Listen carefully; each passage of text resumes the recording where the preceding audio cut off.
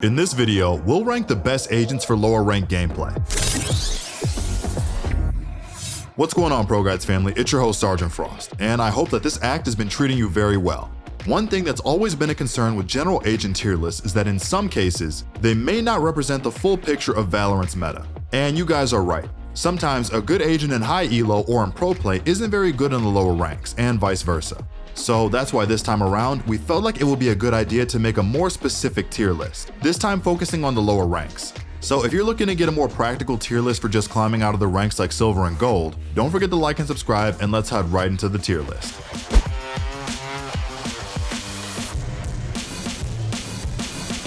As a heads up, this tier list is based on factors related to lower elo games. That means what we're looking for in an agent is slightly different from conventional metrics. In this list, we're going to be basing agents on strong individual utility, general value on a team, simplicity for use, and also whether they have flashes, because flashes are overpowered in lower ranks. But it's still important to note that at lower ranks, anyone can climb with any agent. Some are just a bit better and make the road a bit easier. No agent is horrible, so if your main agent is in the C tier, don't worry, you're not doomed. Anyways, let's get right into it. At the top of our S tier for this particular tier list, Fade is on top as Queen. Why is she rank 1 on this low elo tier list, you might ask? Well, she just has really strong utility. Her prowlers are very hard to deal with when she uses them to clear areas and take some space, and she can create a lot of space and gather information with her eye and her snare. And her ultimate makes people freak out when they get hit with it too. Fade has a lot of tools to create chaos on the map, and even more importantly, she has scouting tools that reliably and consistently gather info for her team. When you combine all these positives about her kit, you have a reliable, powerful agent that can take over games easily. Up to bat second in the S tier for this tier list is the skirmisher Skye. Skye is an agent that has tools built into her kit that allows her to help out her team in a multitude of ways. She has super strong and guidable flashes that a lot of low elo players have trouble dodging. She is a Swiss Army knife in the form of utility of decent information gathering with her ultimate and dog, which creates a lot of opportunities for plays around the map. And she has an AoE heal that can heal multiple people at the same time. And her kit allows her to play fast or slow if needed. The only gripe against Skye is that she has no specialties as an agent, but she is more than enough to flex for any situation in lower ranks. Sprinting into the third spot in S tier is the speedster Neon. Neon is an S tier for this tier list simply because of how hard it is for lower elo players to deal with a good Neon in game. When you have situations in lower elos like people that struggle with good consistent aiming, it becomes a lot harder to hit things that move fast, Neon included. That means since Neon is harder to hit, players will struggle to shut down a Neon that understands how to abuse her movement and sliding to outplay her enemies. Another thing Neon is great for is her entry pathing and tools she uses to entry with. Neon has commonly known stun lineups that are surefire to work to neutralize common enemy hiding spots and angles that players would like to post up on. She also has meta walls she can use to enter sites that her team can play off of, as well as safe for entry. Neon has a lot of things going for her that allow her to dominate low elo lobbies. But if you want to learn how to not only dominate low elo lobbies, but also any lobby that you come across in this episode, then head over to our website ProGuides.com. On our website, we have Immortal and Radiant level coaches who are more than eager to help coach you to the rank of your dreams. The link is in the description if you're interested. Closing out the S tier, we have Omen. Omen is a fairly straightforward and easy to pilot agent, which is why we have him ranked in the S tier for lower elos. He has great tools to outplay as an aggressive controller, mainly because his shadow step and ultimate that allow him to have exceptional mobility. His blind is really strong in lower elos because people will freak out when they get hit by it out of nowhere. And also, a good thing to note is that his shadow step gives him outplay potential when you understand how to use it to TP past people and catch them off guard. Omen is a great jack of all trades smoke agent that works really well in any low elo game. At the top of the A tier is the terror that is Reyna in low elo. A lot of people below Platinum are afraid to see Reynas in their games because they assume a Smurf from Radiant is playing her. While that situation may happen, it's not always the case for why Reyna tends to dominate low elo games. The reason she can rip teams apart is because she gains a ton of momentum on kills, she can heal herself after every kill, or she can escape to safety with her dismiss. And her ultimate allows her to outgun almost any gun in the game in an aim duel and more. Honestly, she's not amazing or truly overpowered as an agent, but she does have a lot of potential to carry a game when the right player picks her. Why is Yoru in the A tier for this tier list, you might ask? Simply put, people in lower ranks just don't know how to deal with the chaos that Yoru can create. Yoru is a king of creating chaos with flashes, his clone, and his ultimate, and even using his TP to sneak past people. This ability to create chaos could be a double-edged sword because it's hard to play Yoru very well, and it will take a lot of practice to get his native playstyle down packed. Raze is great in lower elos because she is generally strong and has a great kit for taking space and dealing damage. Her satchels can be used in a lot of ways, from flying around the map to taking quick peeks or even using them to escape or to get height. Raze's ultimate is also great for scaring enemies into running away from their positions, since she does have the potential to nuke a small area of the map and get multi-kills if she gets lucky with her shot placement. Phoenix has been making waves since his buffs this act, and he's appearing in a lot of lower elo lobbies in particular. Why is he so annoying to play against? Well, his flashes are literally undodgeable for even top 100 Radiants. So in lower ranks, literally no one will have the reaction time or foresight to dodge them. Also, low ranks tend to not play anti-flash because it's very risky, so you can almost guarantee you can get some space with the Phoenix flash.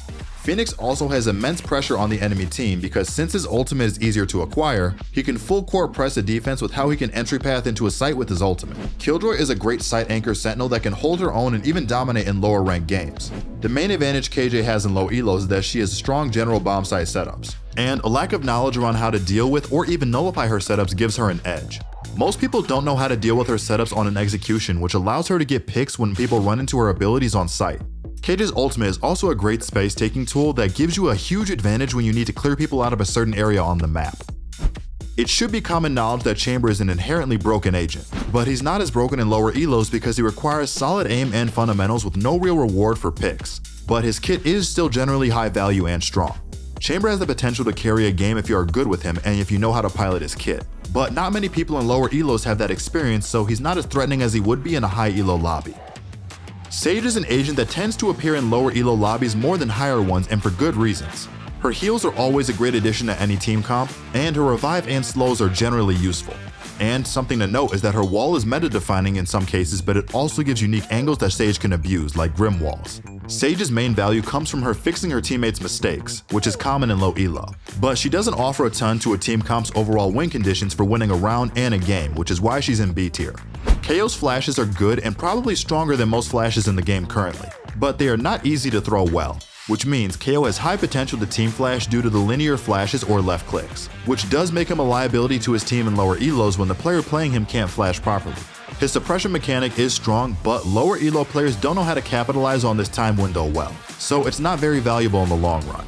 KO can be used well with great effectiveness, but not enough where he's generally a good pick for normal low elo players. Let's be clear here, Jett is a really strong agent, but she is very hard to pilot well and doesn't have as many ways to recover from mistakes. This can be punishing for players with little experience on her, hence why we are not recommending her highly for lower elo players. Her entire kit is lackluster for contesting neutral zones, and she has little tools for pushing an advantage well. Jett doesn't have training wheels for less experienced lower elo players who want to learn her in ranked games, and that's why you should avoid her in the lower elos. Sova is inherently a good agent and a useful agent, but he is just not as good as before in the pre-fade days. He plays passive, which isn't necessarily a good thing in lower ranks if you're trying to carry and climb. He does lack tools to play for himself, and also people tend to focus too much on lineups in a round, rather than understanding the agent in general. Sova is a good agent, but there are other agents that do his job better for lower elos. If we're being straight up, Cypher is a weak agent, but strong setups can make him very hard to deal with. He is generally more aim intensive than the other Sentinels outside of Chamber, but he does create enough opportunities with the setup so that low elo players could potentially capitalize on the players he's caught out. For lower elos, the other Sentinels do a better job with info gathering and site denying than he does in relative to how difficult and complex they are to play compared to Cypher. Brimstone as a controller is very useful, but unfortunately not very impactful on his own. He can do the job if needed for filling smokes, but unless you got some god tier lineups, your impact is locked to just helping your team execute a site. Brim is great if you're not a smokes main and you need a simple controller to use in the interim, but if you're able to play another option that's viable besides him, use them instead. Now let's move into the C tier. Breach is super strong theoretically, and he could be an S tier if it wasn't for the fact that he's hard to use well. There is also a threat that you could accidentally team flash or team stun at the worst times, which can cost you a round or even a game. He is probably not the best agent to work with, especially in uncoordinated environments with less communication.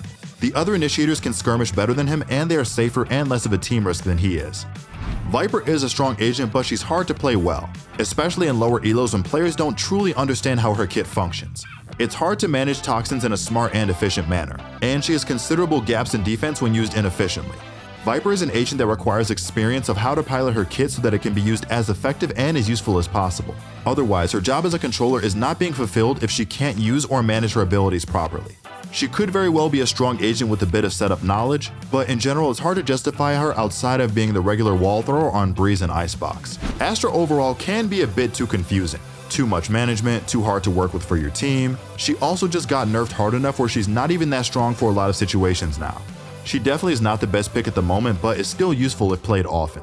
Astra can also be a liability to the team if you misuse her abilities at the wrong time, and that can cost you rounds or even games if the mistake happens at the wrong time. And with that being said, that is the conclusion to our first ever low elo agent tier list.